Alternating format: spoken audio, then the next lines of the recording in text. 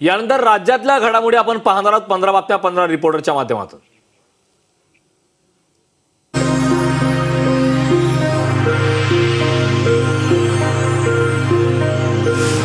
आपल्या संस्कृतीमुळे महाराष्ट्राने नेहमीच फुले वेचली आहेत, पण ज्यांच्यामुळे गौऱ्या वेचण्याची वेळ आली आहे त्यांचीच वकिली फडणवीस करतायत। देव त्यांना सद्बुद्धी देवो, कलंकमतीचा जडो हीच ईश्वरचरणी प्रार्थना, अशी सुद्धा टीका देवेंद्र फडणवीसांवर अग्रलेखातून करण्यात आली आहे। आज पुन्हा एकदा सामना अग्रलेखातून देवेंद्र फडणवीस यांच्यावर निशाणा साधण्यात आला आहे। अग्रलेखात फडणवीस म्हणतात, ज्यांच्यावर शेण खाल्ल्याचे आरोप केले त्यांच्या पंक्तीला बसणं हे बरे आहे काय? देवेंद्रजी, हा प्रश्न तुम्ही स्वतःलाच विचारा तर बरे होईल, असा टोला सामन्यातून लगावण्यात आला आहे। शिंदे मिंदे गटातील आमदार खासदारांचे हात आणि तोंड शेणाने बरबटले आहेच, आता अजित पवारांची चक्की पिसिंग, हसन मुश्रीफांचा घोटाळा, भुजबळ हर्षवर्धन पाटलांपासून ते राहुल कुलपर्यंत हजारो कोटींच्या घोटाळ्यांचे शेण सरकारच्या तोंडात गेले आहे। आज सामना अग्रलेखातून सरकारवर जोरदार टीका करण्यात आली आहे। मागील काही दिवसांपासून उद्धव ठाकरे आणि देवेंद्र फडणवीस यांच्यामध्ये आरोप प्रत्यारोपाचे वारे वाहू लागले होते। त्यावरूनच भाजप कार्यकर्तेही मोठ्या प्रमाणात आक्रमक झाले होते। त्यावरूनच उद्धव ठाकरे यांनी कालच पत्रकार परिषद घेत पुन्हा एकदा देवेंद्र फडणवीसांवर निशाणा साधलाय। नागपूरमध्ये भाषणात बोलताना उद्धव ठाकरे यांनी देवेंद्र फडणवीस यांच्यावर जोरदार हल्लाबोल केला होता। यावरूनच भाजपचे आमदार नितेश राणे यांनी उद्धव ठाकरे यांच्यावर टीका केली होती। त्यावरूनच आता नितेश राणेंच्या विरोधात पुण्यात तृतीयपंथी समाजाने आंदोलन केलं आहे। उद्धव ठाकरे यांच्यावर टीका करताना आमदार नितेश राणे यांनी त्यांचा एकेरी उल्लेख केला आहे। आतापर्यंत महाराष्ट्र राज्याच्या जनतेला उद्धव ठाकरे सुसंस्कृत वाटतो, कोणावर कितीही खालच्या पातळीवर बोलला तर कोणाला दिसत नाही, असं राणेंनी आपल्या टीकेत म्हटलं होतं। जर आतापर्यंत आमच्या नेत्यांवर खालच्या पातळीवर उद्धव ठाकरे बोलतात, आम्ही बोललो तर नामर्द उद्धव ठाकरेंनी आमचे संस्कार काढले, उद्धव ठाकरे मर्दानगीवर कलंक आहे, हिजड्यांचा प्रमुख उद्धव ठाकरे आहे, अशी टीकाही नितेश राणे यांनी केली होती।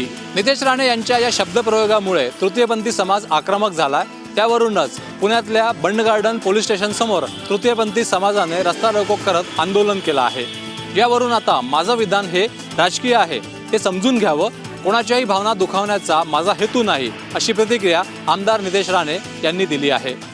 व्हिडिओ जर्नलिस्ट विकी चव्हाणसह प्रवीण मुधोळकर, न्यूज स्टेट महाराष्ट्र, नागपूर। राज्यातील दुसरा मंत्रिमंडळ विस्तार पार पडला। यात राष्ट्रवादी काँग्रेस पक्ष फुटून सत्तेत सामील झालाय। आता राज्याचा तिसरा मंत्रिमंडळ विस्तार होणार आहे। यावर आता शंभूराजे देसाईंनी सूचक वक्तव्य केले। तर याच वेळी बोलताना देसाई यांनी उद्धव ठाकरे यांच्यावर टीका केली आहे। सोमवारपासून मंत्रिमंडळाचे 3 आठवड्यांचं पावसाळी अधिवेशन सुरू होत असून मुख्यमंत्री आणि उपमुख्यमंत्री लवकरच विस्तार आणि खातेवाटप करतील। मंत्रिमंडळ विस्तार आणि खातेवाटप पावसाळी अधिवेशनापूर्वी होईल असं वाटतंय, अशी माहिती मंत्री शंभूराज देसाई यांनी दिली आहे। त्यामुळे आता या मंत्रिमंडळ विस्तारात कुणाची वर्णी लागणार हे पाहावं लागेल। तर याच वेळी बोलताना देसाई यांनी कलंकित शब्द वापरल्याने ॲक्शनला रिॲक्शन तर येणारच, असा टोलाही ठाकरेंना लगावलाय। उद्धव ठाकरे संयमी नेते आहेत, मात्र संजय राऊत जवळ असल्याने सवयीचा परिणाम झाल्याने देवेंद्र फडणवीस यांच्याबाबत बोलले असावेत, अशी टीकाही शंभूराजे देसाई यांनी ठाकरे आणि राऊतांवर केली आहे। व्हिडिओ जर्नलिस्ट धनंजय भगतसह अश्विनी सातोडोके, न्यूज स्टेट महाराष्ट्र, पुणे।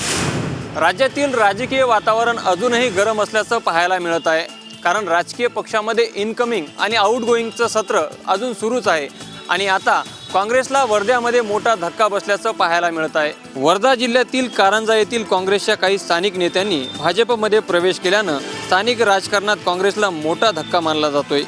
काही दिवसापूर्वीच काँग्रेसच्या 10 नगरसेवकांनी शिंदे गटामध्ये प्रवेश केला आहे आणि आता 24 पदाधिकाऱ्यांनी आमदार दादाराव केचे यांच्या हस्ते भाजपमध्ये प्रवेश केला आहे। त्यामुळे आता या भागात काँग्रेसचे माजी आमदार अमर काळे यांना पुन्हा मोठा धक्का बसलाय। त्यामुळे आता काँग्रेसची काही प्रमाणात का होईना ताकद कमी होऊन भाजपची ताकद वाढत असल्याने स्थानिक राजकारणामध्ये भाजप आणखी मजबूत होताना दिसत आहे। कॅमेरामॅन विकी चव्हाणसह ज्ञानेश्वर पवार, न्यूज स्टेट महाराष्ट्र। 2 दिवसापूर्वी मंत्रिमंडळ विस्ताराबाबत सामंत यांनी विधान केलं होतं की काही तासातच मंत्रिमंडळ विस्तार होईल, मात्र आता उदय सामंत यांनी यू टर्न घेतलाय। मंत्रिमंडळ विस्ताराबाबत मी तास सांगितले, पण किती तास आहेत हे मला माहिती नाही, पण लवकरच सर्वांना विश्वासात घेऊन मंत्रिमंडळ विस्तार केला जाईल। मी अमरावतीला आहे, त्यामुळे आज मंत्रिमंडळ विस्तार होणार का हे मला माहिती नाही, अशी प्रतिक्रिया मंत्री उदय सामंत यांनी दिली आहे। तर आमदार बच्चू कडू यांच्या मंत्रिपदाबाबत मुख्यमंत्री आणि उपमुख्यमंत्री निर्णय घेतील। बच्चू कडू यांनी आपल्या भावना मांडल्या आहेत। बच्चू कडू यांचा गैरसमज होणार नाही. भाजपाकडून आम्हाला वाईट वागणूक मिळत नाही आहे, कारण मुख्यमंत्री हे आमचे आहेत, असेही उदय सामंत अमरावती येथे बोललेत. अमरावतीहून उज्ज्वला सुटे, न्यूज स्टेट महाराष्ट्र. झोंबला नाही तर आर पार बाण घुसला आहे. मिरच्या झोंबल्या आहेत. ही मिरच्यांची धुरी आहे. ज्याने संपूर्ण महाराष्ट्र कलंकित केला, या शब्दावर बंदी आहे का, असा प्रश्न खासदार संजय राऊत यांनी उपस्थित केला आहे. फडणवीस यांना सध्या फार लवकर मिरच्या झोंबतात. त्यांची निराशाही फार लवकर उफाळून येत आहे. मुख्यमंत्र्यांच्या बरोबरीला आता अजून एका उपमुख्यमंत्र्यासोबत बसावं लागत आहे. ज्या भुजबळांना जेलमध्ये टाकलं, त्याच भुजबळांच्या बरोबरीनं आता बसावं लागतं. महाराष्ट्राला कलंकित करण्याचा प्रयत्न आहे, हे त्यांनी सांगावं, असा टोला खासदार संजय राऊत यांनी लगावला आहे. झाकीर नाईक यांच्यावर टेरर फंडिंगचा आरोप आहे आणि त्यांच्या खात्यातून विखे पाटलांच्या खात्यात पैसे आले, मग त्याच्यावर काय कार्यवाही झाली, असाही आरोप संजय राऊत यांनी केला आहे. राहुल कुल यांचं काय झालं, दादा भुसे सहकारी गिरणीचं काय झालं, 70,000 कोटींचा सिंचन घोटाळ्याचा आरोप कालपर्यंत तुम्ही बोलत होतात, आता गेलात आणि तुम्ही ढेकर दिली, अशी टीकाही खासदार संजय राऊत यांनी केली आहे. देवेंद्र फडणवीस यांना नागपूरवर कलंक असल्याचं विधान उद्धव ठाकरे यांनी केल्यानंतर खासदार प्रतापराव जाधव यांनी उद्धव ठाकरेंना प्रत्युत्तर दिलंय. उद्धव ठाकरे यांना खऱ्या अर्थाने आत्मपरीक्षण करण्याची गरज आहे.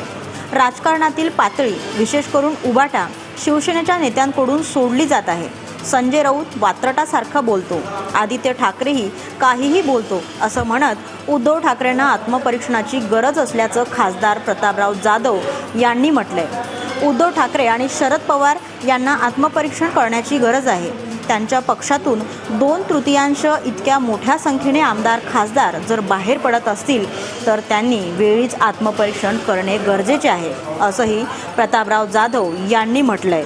केंद्रातील मंत्रिमंडळ विस्तारात NDAतील घटक पक्षांना घेण्याचा विचार सुरू असल्याने केंद्राचा मंत्रिमंडळ विस्तार लांबला आहे. तर 20 जुलैपासून सुरू होणाऱ्या संसदेच्या अधिवेशनापूर्वी मंत्रिमंडळ विस्तार होईल अशी आशा आहे, अशी माहिती खासदार जाधव यांनी दिली. बारामतीच्या खासदार सुप्रिया सुळे यांच्या विरोधामध्ये पवार कुटुंबियांपैकी कोणीही उभं राहणार नाही, अशी प्रतिक्रिया रोहित पवार यांनी दिली. मात्र शिंदे गटाचे विजयबापू शिवतरे यांनी मात्र यावर प्रतिक्रिया दिली. बारामती मिशन हे मोदी हटाव व संविधान बचाव ह्या मोहिमेची रिॲक्शन असल्याचं शिंदे गटाचे बापू शिवतरे यांनी म्हटलेलं आहे. 305 खासदार असणाऱ्या व्यक्तीला जर 4 खासदार असणारा व्यक्ती आव्हान देत असेल तर तोही त्याची ताकद दाखवणारच.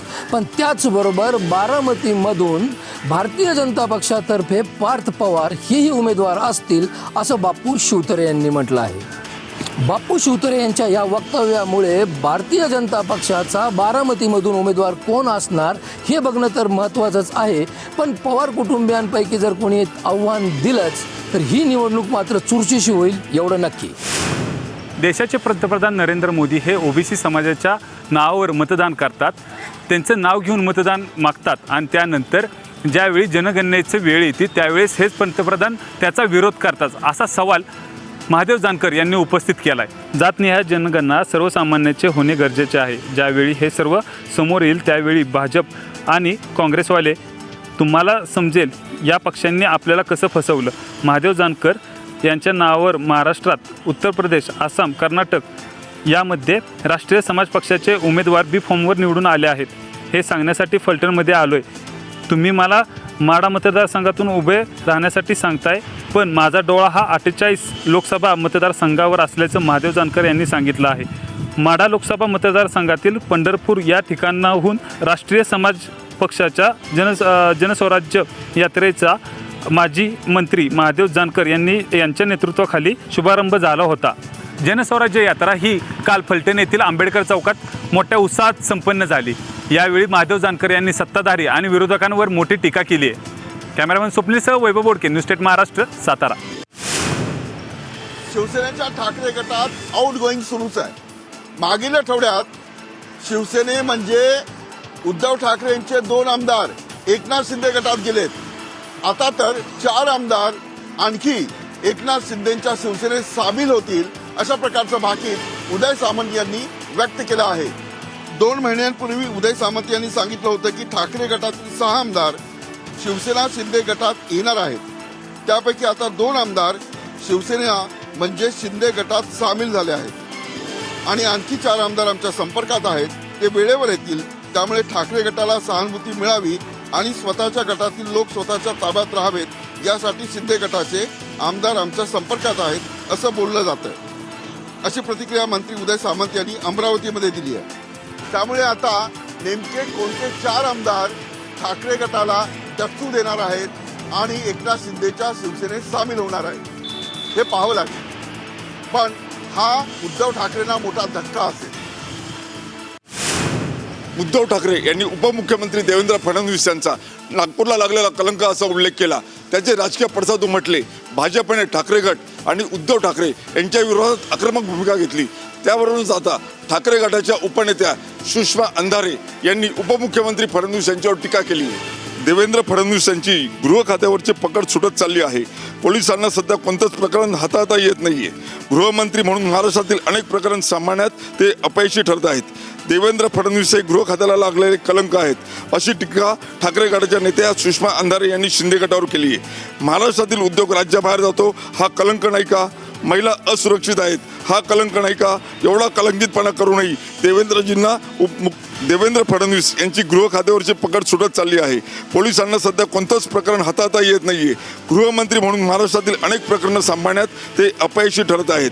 देवेंद्र फडणवीस हे गृह खात्याला लागलेले कलंक आहे अशी टीका ठाकरे गटाच्या नेत्या सुषमा अंधारे यांनी शिंदे गटावर केली आहे. महाराष्ट्रातील उद्योग राज्याबाहेर जातो हा कलंक नाही का? महिला असुरक्षित आहेत हा कलंक नाही का? एवढा कलंकितपणा करूनही देवेंद्रजींना मुख्यमंत्रीपद मिळत नाही. आता अजित पवार यांच्यासारखी हुशार व्यक्ती त्यांच्याकडे आली आहे. अजितदादा मुख्यमंत्री होतील त्यांना शुभेच्छा असा टोलाही अंधारे यांनी शिंदे आणि फडणवीस यांना लगावला आहे. साताऱ्यातील पवई नाका येथील कामगार आयुक्त कार्यालयावर 2 गटांमध्ये मोठा राडा झाला. यामध्ये RPI आठवले गट आणि गवई गट हे समोर आल्याने 25 ते 30 जणांमध्ये मोठा राडा झाल्याचं आपल्याला पाहायला मिळालं. यात एकाला मारहाण झाली असून 4 ते 5 जणांविरोधात सातारा शहर ठाण्यात गुन्हा दाखल करण्यात आला आहे. ठेकेदाराच्या कारणातून 2 गटात धुसफूस सुरू झाली होती. यातूनच 2 गट सहाय्यक कामगार आयुक्त कार्यालयात एकमेकांसमोर आल्याने वाद निर्माण झाला. यामध्ये दोन्ही गटांमध्ये मारामारीची घटना घडल्याने परिसरात भीतीचं वातावरण निर्माण झालं आहे. सुमारे 15 मिनिटं ही वादावाद सुरू होती. मात्र ही वादावाद मिटवण्यामध्ये पोलिसांचं दुर्लक्ष झाल्याचं पाहायला मिळालं. गोपनीय पोलीस हे तिथं असूनही त्यांनी फक्त चित्रीकरण करण्यामध्ये धन्यता मानली. कॅमेरामॅन स्वप्नीलसह वैभव बोडके, न्यूज स्टेट महाराष्ट्र, सातारा. अस्वस्थ आमदार भाजपमध्ये आहे. 105 निवडून आले आणि मंत्री 5-6 झाले. बाहेरून येऊन सर्व मंत्री होत आहे असा टोला माजी गृहमंत्री अनिल देशमुख यांनी लगावलेला आहे. सरकारमधील भाजपचे आमदार सर्वाधिक अस्वस्थ आहेत. डोक्यावर हात लावतात. खाजगीमध्ये आमदार चर्चा करतात तेव्हा म्हणतात हे काय चालू आहे? हे सगळं कशासाठी करायचं? काय आवश्यकता आहे? बाहेरचे येऊन पहिल्या पंक्तीमध्ये बसतात त्यामुळे पक्षातील आमदार नाराज आहेत अशी माहिती देखील अनिल देशमुख यांनी यावेळी दिली आहे. एकनाथ शिंदे यांच्याबरोबर आमदार गेले होते. त्यातील अनेकांनी आशा सोडली. त्यांनी आपापल्याला वापरून घेतल्याचं सर्वांना माहीत झालं. आपल्याला काही मंत्रिपद नाही ते सुद्धा अतिशय अस्वस्थ आहे असाही टोला देशमुख यांनी वर्ध्यात बोलताना लगावलेला आहे. अस्वस्थ आमदारांना घेऊन मंत्रिमंडळाचा विस्तार करायचा, खाते वाटप करायचे. आता खाते वाटपात देखील मोठी कुजबूज चालू आहे. खाते वाटपात देखील भांडण सुरू आहे. सरकारला आपले आमदार सांभाळण्यातच सरकारचा पूर्ण वेळ चालला आहे असा टोला अनिल देशमुख यांनी यावेळी लगावलेला आहे. 10 दिवसापूर्वीच राष्ट्रवादी काँग्रेसमध्ये झालेल्या सर्वात मोठ्या बंडखोरीमुळे राज्यातील सत्ता समीकरण बदलले आहेत. अजित पवारांच्या राष्ट्रवादीच्या 9 आमदारांनी मंत्रिपदाची शपथ घेत सरकारसोबत गेलेत. यानंतर खाते भाजपाच्या संदर्भात अनेक चर्चा आहेत. यावर आता खासदार सुनील तटकरे यांनी प्रतिक्रिया दिली आहे. यावर बोलताना तटकरे यांनी म्हटलं आहे याबाबतचा योग्य तो निर्णय मुख्यमंत्री एकनाथ शिंदे यांच्या स्तरावर घेतले आणि आम्ही सर्वजण त्यांच्यासोबत एकजुटीने काम करण्यासाठी बरोबर आहोत. उद्या संध्याकाळपर्यंत खाते वाटप आणि मंत्रिमंडळ विस्ताराबाबत निर्णय झालेला तुमच्यासमोर येईल असंही सुनील तटकरे यांनी सांगितलं आहे. याच्या संदर्भात उपमुख्यमंत्री अजित पवार हे आज दिल्लीत भाजपाच्या नेत्यांशी चर्चा करण्यासाठी शक्यता आहे. त्यामुळे आता नव्या मंत्रीपैकी कोणत्या मंत्र्याला खातं मिळणार हे आता पाहावं लागणार आहे. आज बोदोळ येथे कृषी उत्पन्न बाजार समिती येथे एकनाथराव खडसे यांनी भेट दिली. या दरम्यान सद्यस्थितीत असलेले सरकार हे अस्थिर असल्याबाबतचं त्यांनी सांगितलं.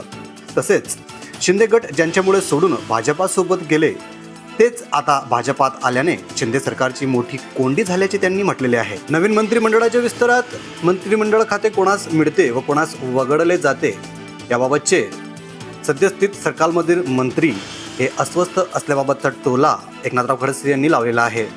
तसेच महाविकास आघाडीच्या काळात अजित पवार यांना भरभरून निधी मिळत होता, तरीही ते आता कोणत्या निधीसाठी या सरकारमध्ये गेले याबाबतचा प्रश्न एकनाथराव खडसे यांनी उपस्थित केलेला आहे.